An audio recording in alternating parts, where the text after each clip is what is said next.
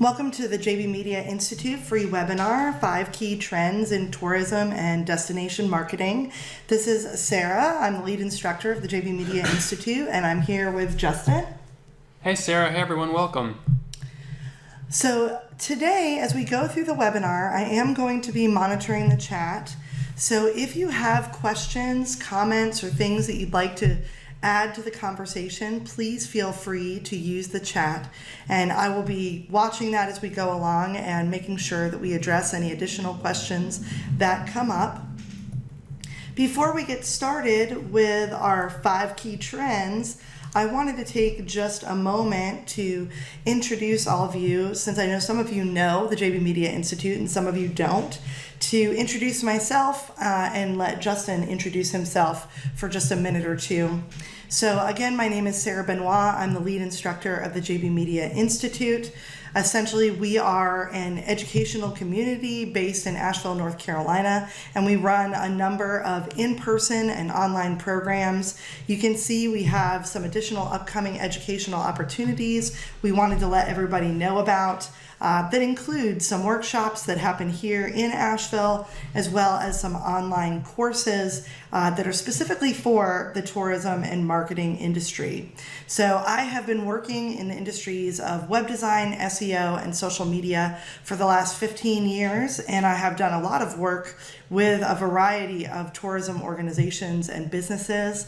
And I have also spent quite a few years now in collaboration with Justin training a number of organizations and businesses. So I'm a big traveler. I love going places. I have traveled not as much as I would like, but around the world in many different ways. And so I have a real passion for these topics, and I'm excited to share with you today. And Justin, if you could just do the same, share with everybody a little bit about your background and what you do. Yeah, I've been thinking about this a lot lately, working on a big partnership with a local tourism business, and we've been talking about my history in the industry. I actually got started in hospitality with a couple of my first jobs in high school, working at a restaurant and a bed and breakfast in Saluda, North Carolina, which is a small town about an hour south of Asheville.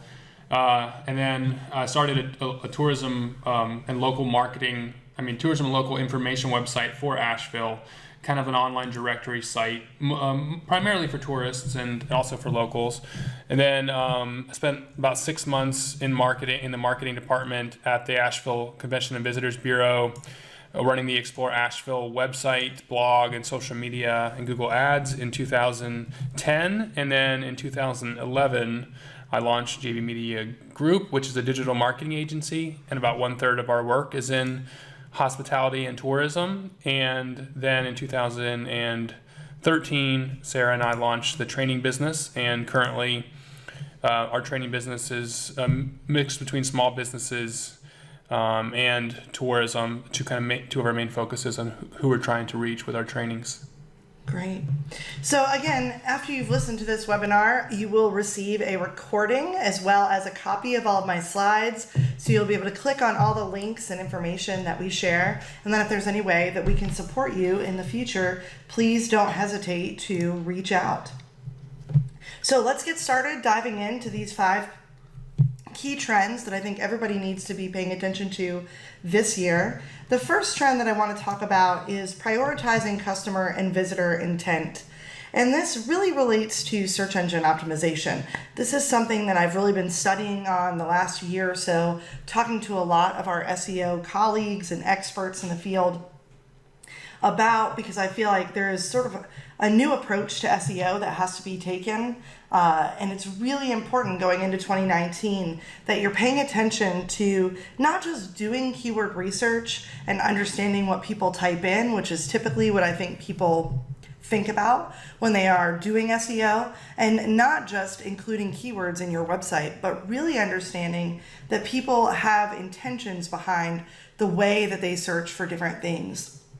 And if you've ever used the Yoast plugin for WordPress, which is a really well-known SEO plugin on the market today, Yoast is also sort of one of the leaders in the WordPress world around SEO education. They have a great website. They have actually, I believe, some specific tutorials around WordPress in general, but they are really kind of leading part of this conversation online about search intent, and say search intent has to do with the reason why people conduct a specific search. Why are they searching? So over the years, Google has really advanced its artificial intelligence to try to understand the intention that people have when they're typing in different phrases or groupings of words or questions. And it's sort of like taking that step from the search engine understanding exactly what we're typing in and what that means to understanding a more nuanced part of our motivation for typing in any specific phrase, or at this point in the game, speaking the phrase into a device or into our phone. So, we've seen a lot of changes, not just because the AI is getting smarter, but because the way that people use Google search or any other type of search engine is becoming much more conversational, and much more sort of people are speaking to the search engines the same way that they speak to anybody else sometimes. And so that's really changed the way that we look at how we can sort of develop content that's really going to increase organic search traffic. And Google's goal is really to make sure that when somebody types in a search phrase or says something to Google, that they get the result that is most relevant to what they're looking for. So that's why, Google is kind of the leader. They hold about 80 to 90% of the market share, depending on which device we're looking at. And they really want people to be 100% reliant on them to find information. So the more that they can advance their system, the better. So what this means is that we have to start thinking beyond just keywords being put into our content. And we really have to start thinking about how are we creating content that has a clear purpose and meets people where they are. And I think in the tourism and travel industry, this is even more important because a lot of times when people are traveling, they have very clear intentions about what they're looking for, what they're trying to do. And a good example of this would be the increase in the number of searches that people are making just in the last 3 years with phrases like near me, close by, those types of qualifiers. So when someone is traveling to a different city, they can get up in the morning, search for something on Google and just say coffee shop near me, closest Indian restaurant, right. Whatever it is. So this is where we're seeing, we want to start to qualify our keywords into the different types of intent that we think they're connected to. And right now, we see the informational, navigational, and transactional intent are really kind of the 3 buckets that most people are working within. So navigational intent is pretty clear because it usually means somebody is looking for a specific brand name, so they might already know that there's an attraction in a location that they want to go to, so they can just look for that specific attraction on Google, and Google's going to bring them information that they need, probably including a local listing that allows them to get directions, the phone number, and even click on the website. Informational and transactional intent are a little bit outside of a brand name or something close to a brand name. Informational is really about when people are doing the research. Yeah, so or they planning. You might even call it planning intent. Yes, planning intent. For the tourism Absolutely. strategy. Absolutely. And so the informational intent, or sometimes we also call it investigative, right? So it's people who are exploring where they're going to go. Maybe they're making a decision about their vacation and they want to know what kind of possibilities are there if they travel to a certain location. Where can they stay? What can they do? What are the experiences they're going to have? They're sort of in that research phase, or like Justin said, the planning phase. And then transactional intent usually comes after they've done that planning and informational searches. So then they move into, now we're ready to basically actually put some things together, maybe buy some tickets to some things. Or book the hotel maybe, or the flight. Yeah, book the hotel, book the flight, purchase whatever it is that they need while they're on their trip. So the ultimate goal in understanding these things is simply that when you do your keyword research for search engine optimization, you want to make sure that, one, you're using that keyword research not just to, see what people type in, which I think is what most people do, but really to think of it as a listening exercise. So I'm listening to what people are saying to Google when I do that research, right? I'm understanding what questions they ask, how they phrase different things, how they look for different things depending on which phase they're in. So whether they're in that informational planning phase and that's their intent, or they're in the transactional phase, or maybe they've already heard of something, so they're in that navigational intent. And I think once you kind of do that keyword research and that listening, and you pull spreadsheets, because most of us who are doing that type of research, or if you've worked with an SEO professional, they may have given you a long keyword list to play with. From there, I think it becomes even more important to start organizing those things by intent, so that you can understand which phase of the journey people are in with their planning. So a lot of times I think when we look at intentions, we see that people are in different stages. And from there, we can actually start to say, okay, there's going to be people in different stages of their trip planning or vacation planning, or if they're professional meeting planning or anything of that nature. And when they're in these different stages, they need different pieces of content that will help them go to the next phase. And how can you use that to then create content on your website that serves more of a clear purpose? So I know that's a lot to take in as the beginning of our call, but I think this is something we really want to explore, especially if you're doing your own SEO on your website. It's sort of a new perspective to infuse into the way that you're doing things. And in the past, we really saw that a lot of people did keyword research and then they kind of stuff the keywords wherever they can. And I think this becomes a more strategic approach to really think about whether or not your website truly serves the people that are going to hopefully use it to make the decisions that they need to make. The last little piece I just want to throw in is a pro tip, and there is a link here on this slide for Google's micro moments. But I think especially in the tourism industry, it's really important to dig into something Google's been talking about actually for the last 5 years or so. But they call it micro moments, and they relate this to a lot of mobile activity. And they basically have identified 4 major moments that people have when they are using their phone. And they're called I want to know, I want to go, I want to do, and I want to buy moments. So these are just something that I think, especially for those of you who are in the tourism or local marketing arena, especially because people may be GPSing and using Google to get to your location. They might be looking for your hours. They might be, looking at your reviews if that's something they're interested in. That, we really think about this part of the journey that they're in. These are also different parts of the journey that they experience as they plan to go somewhere, and then afterwards, have a reaction to their experience.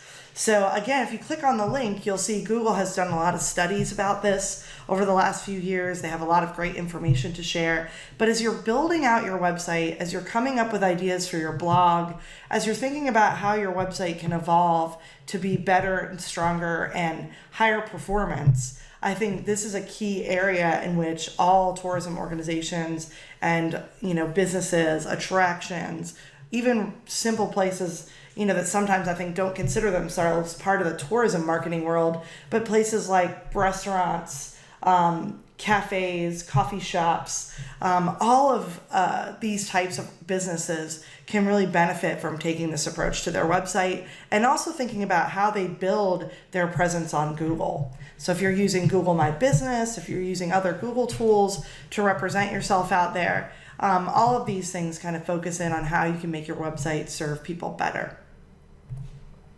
So if there's any questions about this, feel free to chat them in, like I said, and I'm glad to shed some light on something that might be a little bit unclear. But like I said, it's sort of a broader perspective change that I think you have to have. But at the same time, I feel like it is really actionable. And if you're already doing SEO, this is a great thing to incorporate into your perspective. So trend number 2 that we want to talk about is Google Grants. And Google Grants has been around for a long time. I'm going to let Justin talk a little bit about them, but I want to give you just the basics around them. What they've done in the last year is really put a big focus on the quality of who is using their system and how they're using it. So if you're not familiar with Google Grants, it's basically a program that any nonprofit can sign up for, including tourism nonprofits. And you basically get $10,000 of in-kind advertising a month to utilize through Google Ads. And of course, there's a lot of eligibility and requirements and things like that that you have to participate in. You have to be a 501c3. Yeah. But basically, this is a great program that nonprofits can tap into if they meet all of the criteria. And they're just really kind of setting some specific standards around how you use this. And do you want to talk a little bit, Justin, about how you've used this with other organizations in the past? Yeah, absolutely. So we've been working with Google Grants for nonprofits for a long time. I've been probably involved with it for 7 or 8 years now. And currently we have about 7 or 8 clients that we help with their Google Grant on a monthly basis, and about half of them, or almost half of them, are in tourism. And that includes a regional heritage area, which is a Western North Carolina nonprofit organization that gets money from the federal government and other sources to give out grants for arts and crafts, Native American culture, cultural preservation, and heritage music preservation in this region. And we manage their Google Grant, as well as a museum out in Cherokee, North Carolina, and a multifaceted cultural nonprofit in Cherokee as well. And then we do it for a couple of national nonprofits and another statewide one in higher ed training. So the Google Grant, it's changed a little bit each year with their rules and their requirements. Last January, there was the largest change in the history of the program. And it's become, there were some benefits from the changes, but there was mostly things that made it more difficult. So just to kind of clarify, again, kind of reiterate what Sarah's already said, but just go a little more detail. The Google Grant is $330 per day, which averages out to $10,000 per month. You can use up to $330 a day. You can use it only for text-based search ads in Google's search results. So if someone's looking for something that's related to your organization, you can put up a Google text AdWord campaign or ad for that keyword. And there are now some requirements about what type of keywords you're allowed to use and other things like that. Some of the things that have changed in the last year as well, it used to be that you could only bid $2 per click. So if you're trying to bid on a keyword where there's 10 advertisers paying $3 or $4 a click or more, your ad basically wouldn't show up because ads on the second and third page don't get very many clicks at all. Just like results on the second and third page don't get, ads get even less, of course. So they've lifted that. Then you can now, if you use a certain type of bidding strategy, which is a little more technical, you can bid higher. You can use automated bidding, which will bid higher. You can no longer bid on one word keyword. So for example, for the Blue Ridge Heritage area, we can no longer bid on the word bluegrass for their music heritage website. We can no longer bid on the word Cherokee for Cherokee, North Carolina. We have to go after two-word keywords. There's also some limitation on using people's names, historical figures, which is a big part of our strategy for mostly for the museum in Cherokee, because it has heritage about specific individuals. But we've tried to work around that. We've asked for exceptions from Google. We've gotten some of those approved. And all of our tourism accounts are still using a large portion of or all of the budget, depending on, usually it's a little bit seasonal. So during the summer and fall, the budget's easier to use. During the winter, there are less searches in North Carolina for tourism because there's less travelers. It's not the ideal time to visit the mountains where it could be cold or potentially dangerous if the weather's bad. So we run those campaigns, some of them year round, some of them we have a specific set of months where we manage them. I still think it's a viable strategy for tourism. And if you're on this call and you're a destination marketing organization, you're like, how does this apply to me? We're an intergovernmental organization. We're part of a chamber, or chambers are usually 501c6 organizations, which means they're membership based and they're not eligible for the Google Grant. How does this apply? Well, the way it applies is you can potentially create a position or get a company to support you in helping your nonprofits maximize the use of the grant.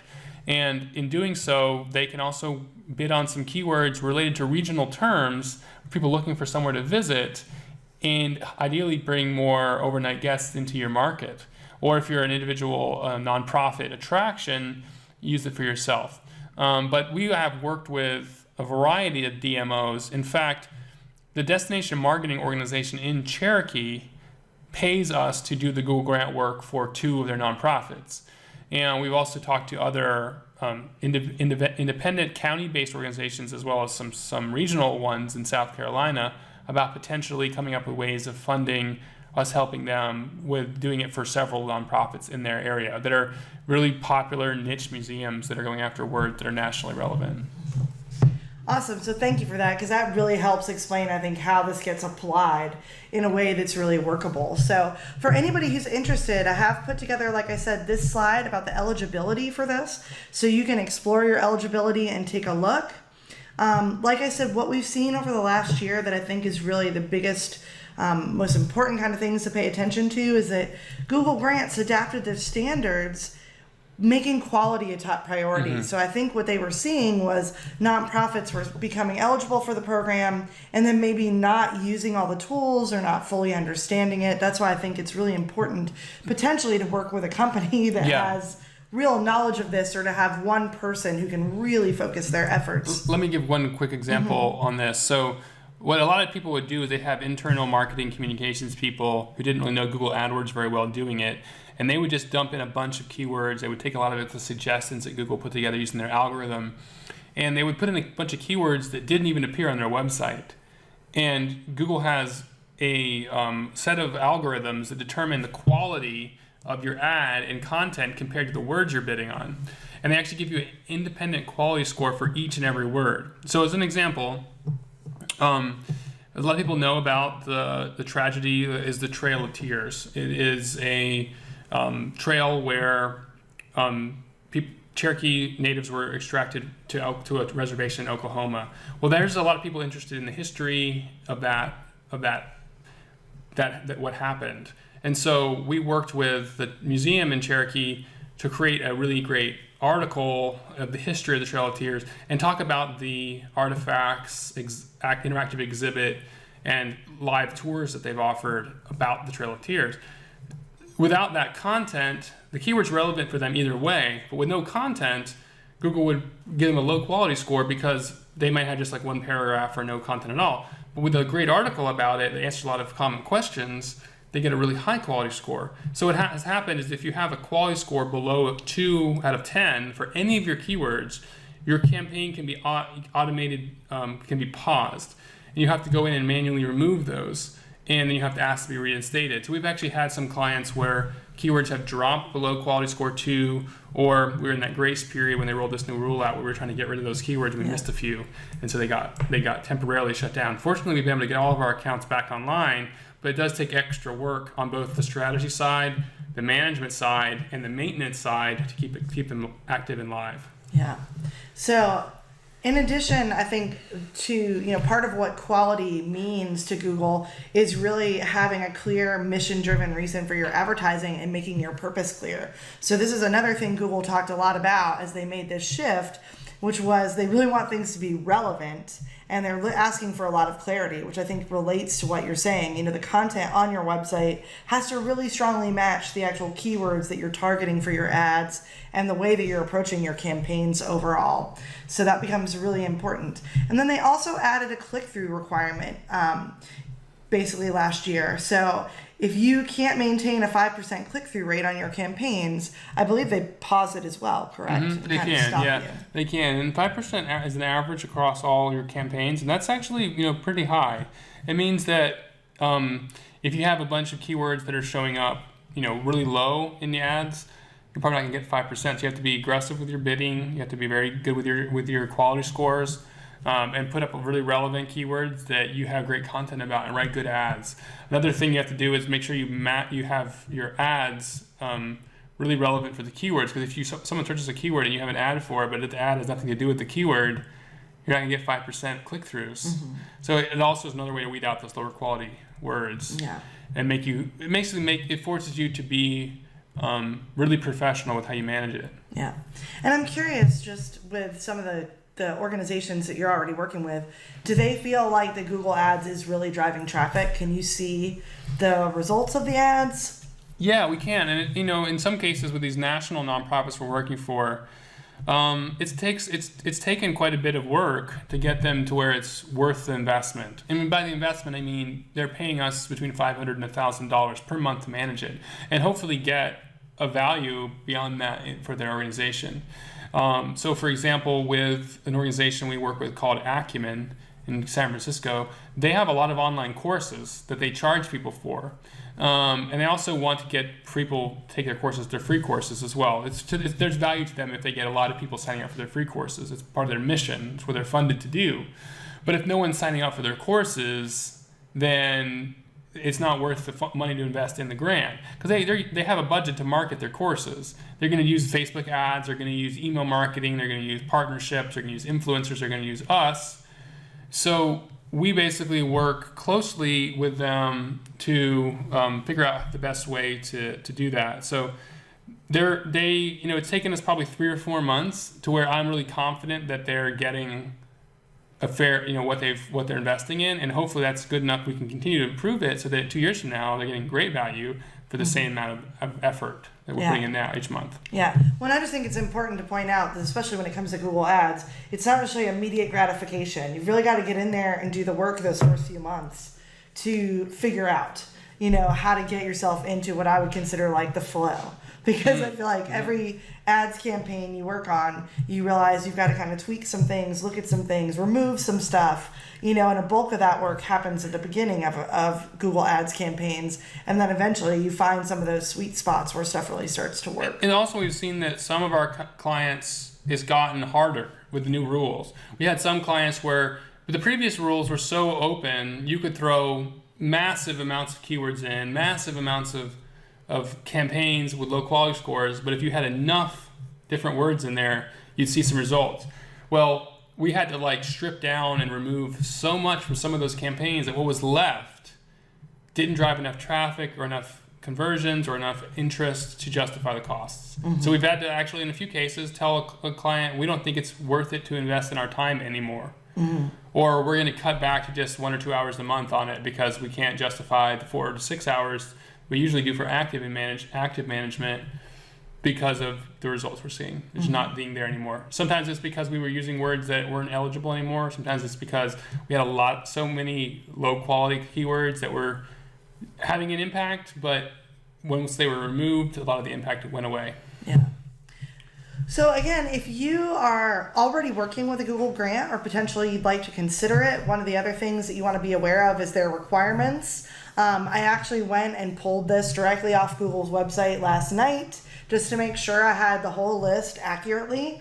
But these, Justin's already mentioned quite a bit of this. But the quality scores, the click-through rate, no single word keywords, no overly generic things and stuff like that. So you can just have this as a reference point. And I think if you were going to go after a Google grant, the key is to make sure that you're working with a company or whoever on your staff is saying that they're capable of managing a Google Ads program like this, that they understand these requirements, because this is how you're going to be able to keep your Google grants active and keep working on it in the future. So again, if you have any questions about this, you can feel free to chat them in, and we are glad to go ahead and field some of those. I know, again, Google Grants is a pretty complex system in some ways, but I do think it offers great opportunity to the organizations that have the ability to take advantage of it. So going on to trend number 3, the power of conversation. So this is really related to social media and how what we're seeing with social media algorithms that control the news feeds, and what we're just seeing with organic kind of growth in the social media world is that a lot of systems now are really prioritizing the conversational aspect of social media. One awesome trend that I actually talked about in our last DIY conference was what they call the B2Me. And how personalization across digital marketing, and especially in social media, is starting to become a really strong kind of principle behind a lot of the different ways that the platforms are evolving. Greg Parado, who's the VP of Corporate Marketing at Hootsuite, he says social media is no longer about counting followers. It's evolving into a collection of micro communities with curated, hyper-personalized experience. It's all about the B2Me personalization. So this is something that I think, like I said, just directly relates to why conversation has become such an important piece in how we look at things. And Facebook definitely has taken the lead on this because in January of 2018, they announced through their blog, or what they call the Facebook newsroom, that they would now prioritize posts that spark conversations and meaningful interactions between people. These are posts that inspire back and forth discussion in the comments and posts that you might want to share and react to. So they really have, you can click on that Facebook newsroom link and read this announcement from when they originally put it out over a year ago. But it was really them stating pretty clearly, our Facebook community, the members of Facebook, have said that what they prefer is seeing content in their news feeds that is personally relevant to them. Whether it's business, whether it's their friends, whether it's their family, what matters most is that that news feed really is sort of a curated collection of things that matter to them. So not only has Facebook really adapted its algorithm and its artificial intelligence to try to prioritize that, but I've seen this also become something that is happening, I think, across the board on different platforms. So even on Twitter, which actually has always prioritized the back and forth, I see a lot more exposure when I have conversations with people on the system than when I just tweet on a regular basis. I think in Instagram, although it's slightly different than Facebook, we see that the more comments a piece of content gets, the stronger it performs in some ways. Instagram is interesting because they still follow a lot of chronological order inside of their news feed, but there are things that get highlighted and we can kind of see that reach go up when more people are commenting. So the idea really behind this is that comments are proving people care about your content. You know, in the social media world, depending on which study you read, between 70 and 90% of the people are using their mobile devices when they're on social media. And the number one biggest effort they can make into, you know, this world, the number one thing that they can do for your organization or business is actually type in a comment in response to the content. That's the biggest effort that they make. And so even though hearts and likes and happy faces and crying faces and angry faces all have power as well, I still think they count. And shares obviously still matter because that in some ways proves that the content was valuable enough for someone to send out to their whole sort of network of people. Comments and shares with comments are definitely kind of rising to the top. And they really sort of, especially for Facebook, when you look at the top of the news feed, what often shows up there now for most of us, outside of ads, is basically organic content where there are multiple people commenting back and forth. Maybe the person who posted or the business who posted is responding to those comments. And the more that conversation develops, the longer that piece of content can stay at the top. So in social media, we know that in a news feed, time decay affects your content. So the older it is, the less relevant it is. But one of the ways that you can avoid that time decay is by continuing the conversation. So if there's a piece of content that goes up about your region and people comment on that content, and for the next few days they continue to comment, and your brand comments back, and then they continue to comment, right? All of that stuff will actually help you avoid the time decay, and you will stay higher up in the news feeds of more people. And potentially you'll even have people that in the long run are not connected to you potentially see that content if enough of the people that they're connected to are actually part of that conversation. So anytime I'm on Facebook and I have a number of friends as an individual that are having a conversation about a piece of content, and they're friends that I engage with on a regular basis, that is where Facebook is going to show me sometimes content that I might not be aware of because it's wondering if I want to engage in this conversation with the people that I know.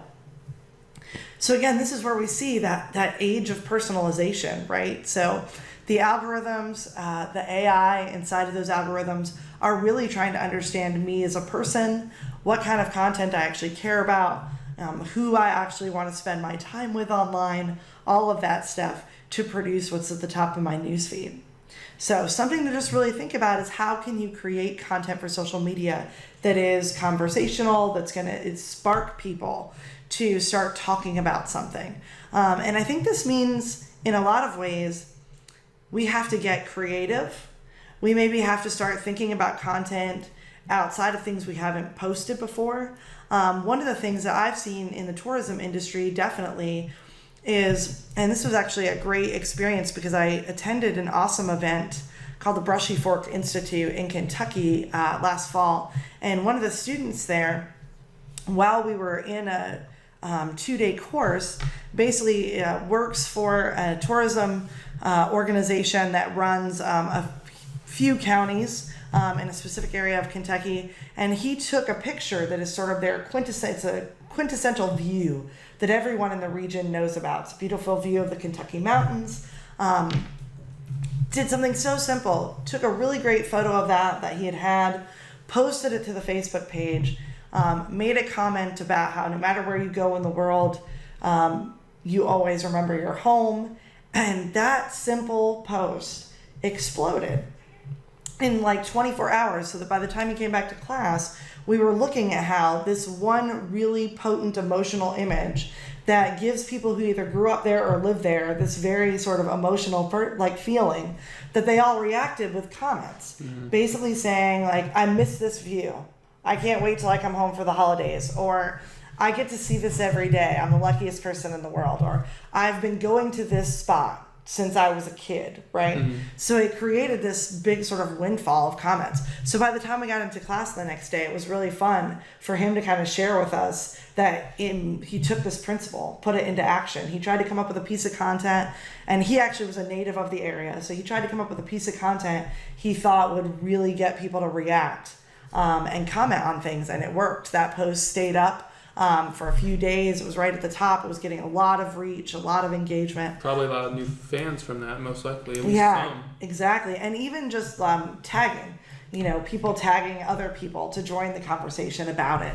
So just, something I think we all have to kind of think of as an opportunity is, especially if we're familiar with the region, which I know lots of tourism professionals especially are pretty passionate about the areas where they live, the areas that they market, the attractions that they support. So what gets people excited. Think about how you can utilize that to really word things and say things and create visuals that are going to be those conversation starters. So the next trend I want to talk about is live video gets everyone excited. Live video is a big deal these days, and it's being integrated into a lot of different things. Video streaming accounted for 75% of all internet traffic in 2017, and it's expected to be at 82% by next year. So just video in general is a huge part of the way that people are communicating now. According to Facebook, 78% of users watch live stream videos. So they're watching the Facebook Lives. They spend 3 times more time watching live streams, and they comment over 10 times more on live videos than they do videos that you just upload and post. So there is some real power in thinking about how live streaming can increase your engagement in a lot of ways. And when it comes to Instagram, more than 100 million Instagrammers are watching or sharing on Instagram Live every day. And that is basically inside of stories. So Instagram Stories has a live version in there. And last year we saw a lot of people were engaging with this on a daily basis.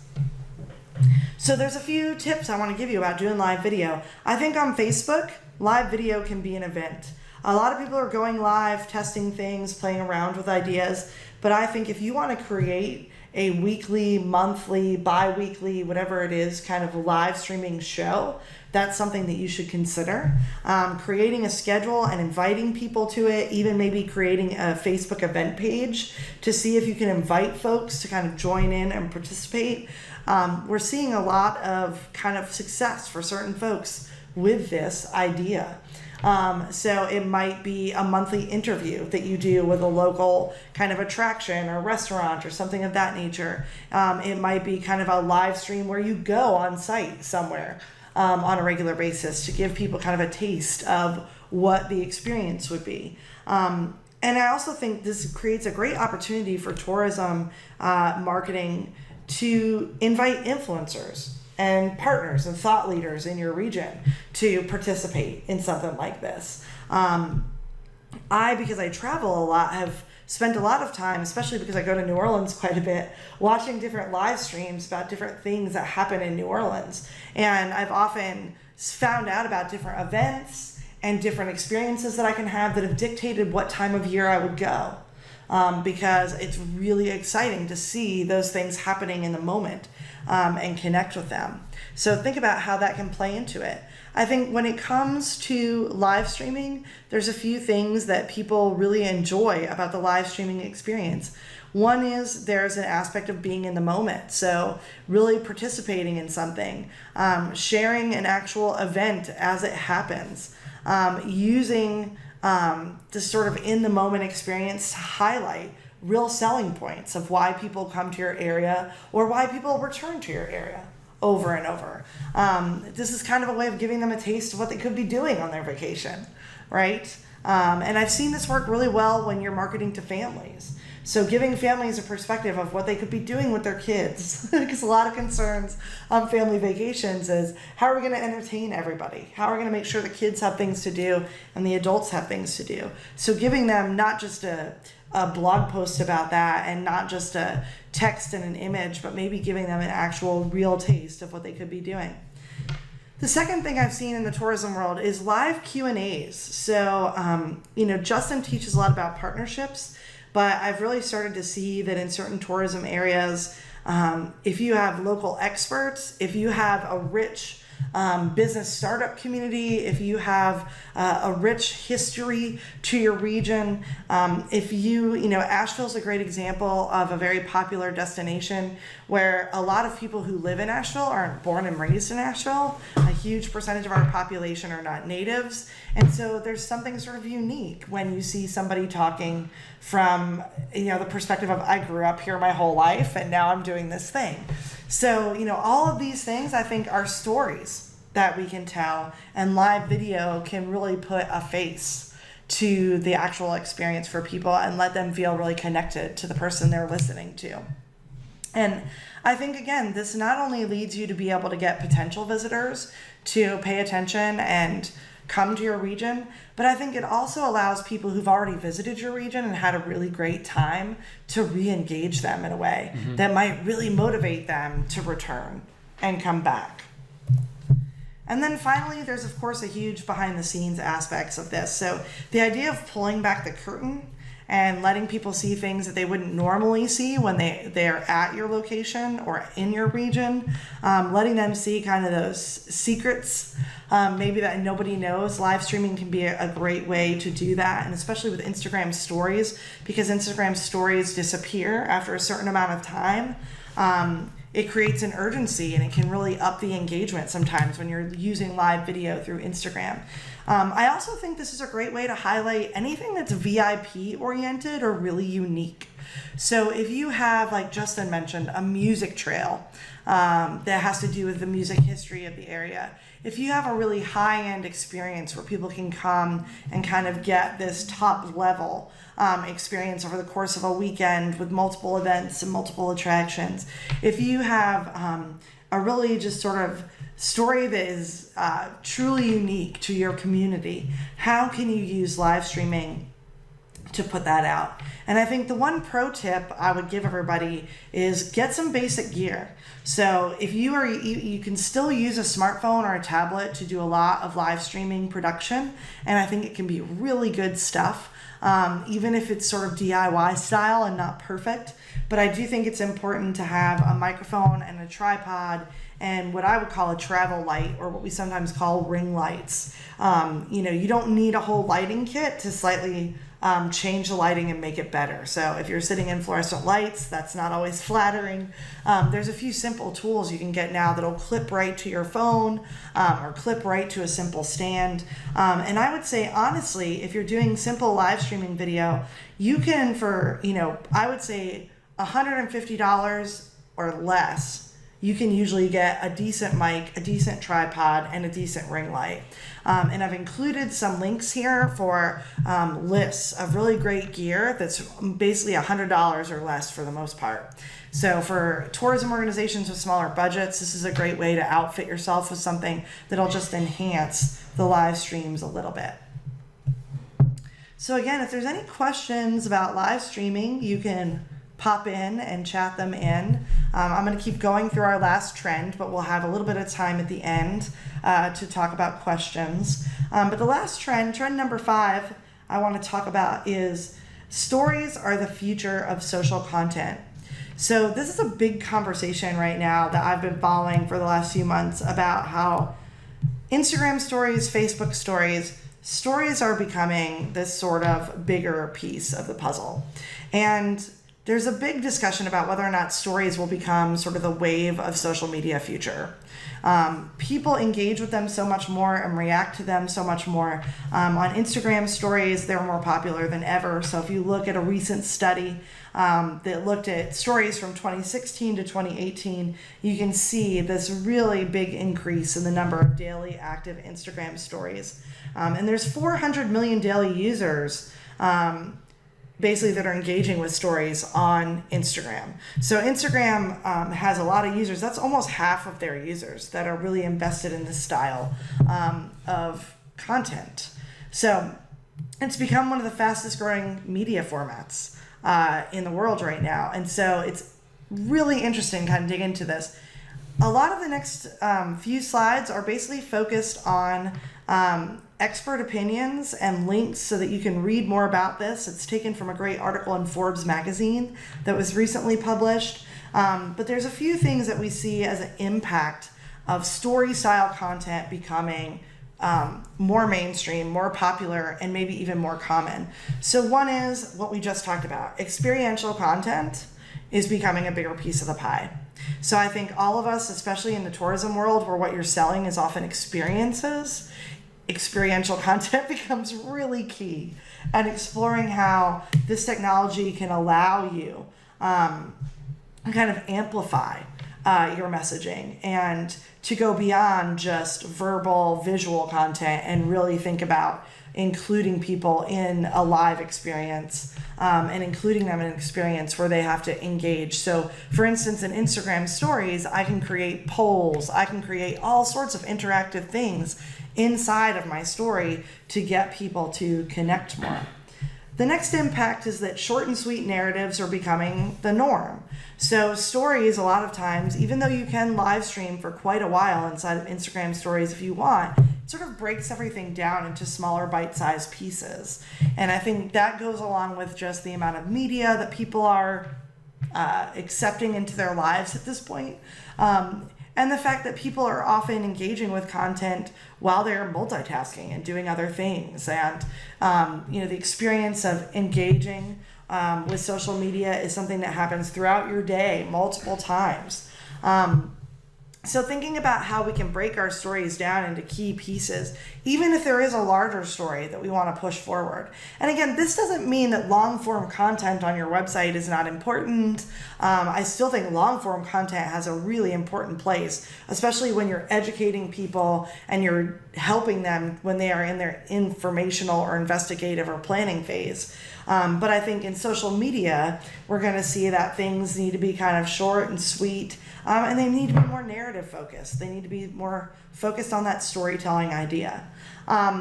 They see stories as a way to have some really unique partnership opportunities. So I think as we see stories become a more popular form of content and something that a lot more tourism businesses and organizations are working with, not just the public, we're going to see that we have a lot more opportunities to connect with our partners, with influencers, with people within our community, with people who are members of our organization. How can we include them into our content?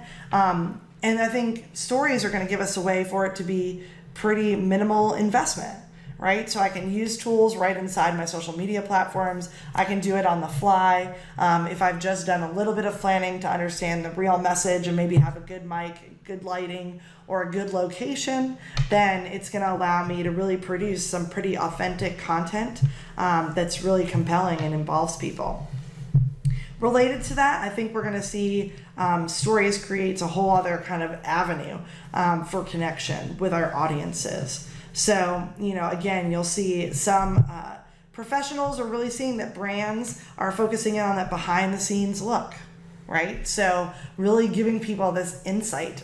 We worked with one of our consulting clients a while back and kind of helping them realize that when they're producing events, they can't necessarily stream the event or give too much away of the event when it's happening, but they can, record the setup. They can bring the hype. Yeah, they can go live with the act when they arrive on, it was a big concert venue, I think, talking about the resort, right? Yeah. Yeah, they would start trying to go live with the acts as they were coming off their tour buses or in the backstage area where they were getting set up, or even with the curtain drawn before the show started.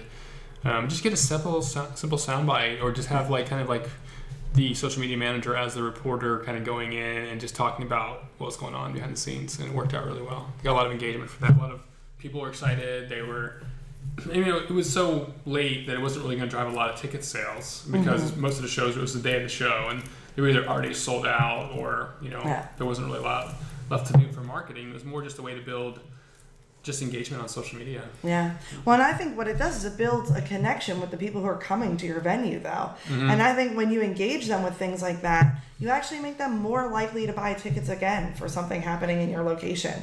And you, like I said, you build this kind of excitement where they get to see things they wouldn't see otherwise. You might also get people who missed out on that opportunity being like, man, I really got to get the next one, and re-engage people who aren't actually even going to come to the current event. Yeah.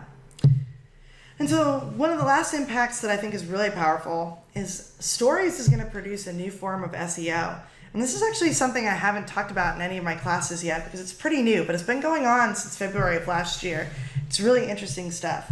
As stories have become more popular on Instagram and Snapchat, and now Facebook, of course, has really embraced them and sees them as part of the future of how Facebook content is going to work, Google is also incorporating this format into its system, and they have been slowly doing it for the last year. And the ultimate, like I said, sort of goal, I believe, and what most experts are seeing, is that the Google search results eventually are going to start to include things like this, and you'll be able to use Google to create story content around different topics. And so this is some really fascinating stuff. You can, again, if you're interested in just tapping into this is sort of, I would say, cutting edge. It doesn't really apply to everybody right now at this moment. But the truth is, Google's embracing story style content. They've been working on it for over a year, and we expect to see things coming out in 2019 that we've never seen before.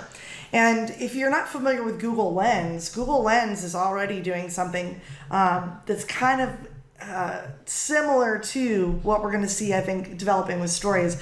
Google Lens is a way when you're on your mobile device to click this little camera icon, take a picture of a product or something in front of you, and then Google will try to find something similar to that on their system. So for instance, yesterday I was showing somebody a test.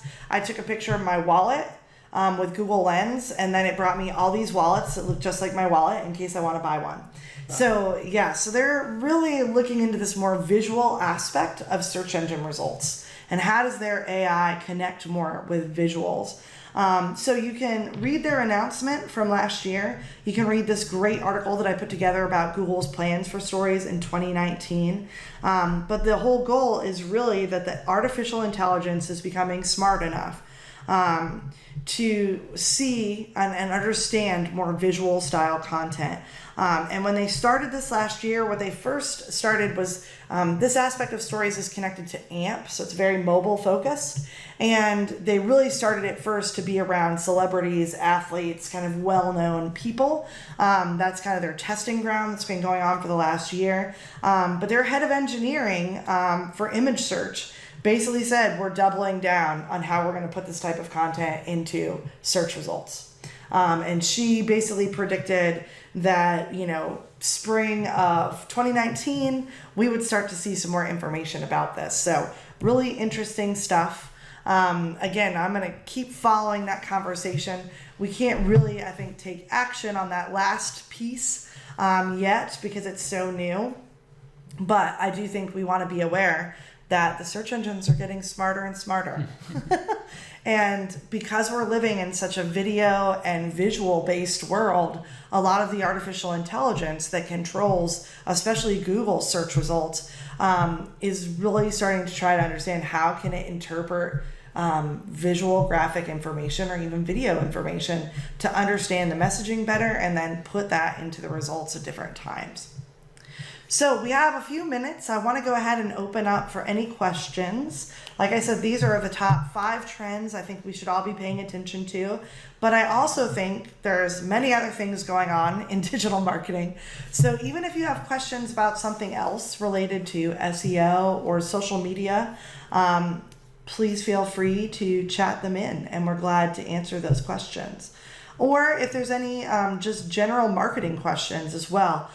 Justin and I have a lot of experience with just marketing at large. So if there's anything that you'd like to ask us, feel free. And I see somebody has raised their hand here. So let me see if I can pull that up. So I'm wondering, for the person who just raised their hand, if it's possible for you to put it in the chat, that would be great. But let me see. It just gave me an alert, but I have to find it in the system here.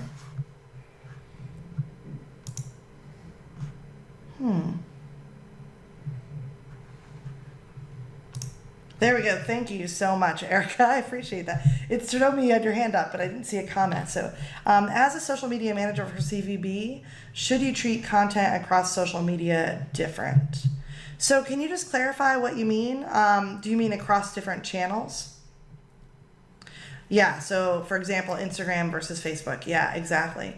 Do you want to answer that, Justin, or do you? Yeah, I mean, we usually do treat them differently. It's possible to create content for each platform based on the same blog post, based on the same event or news story, or even just a single photograph.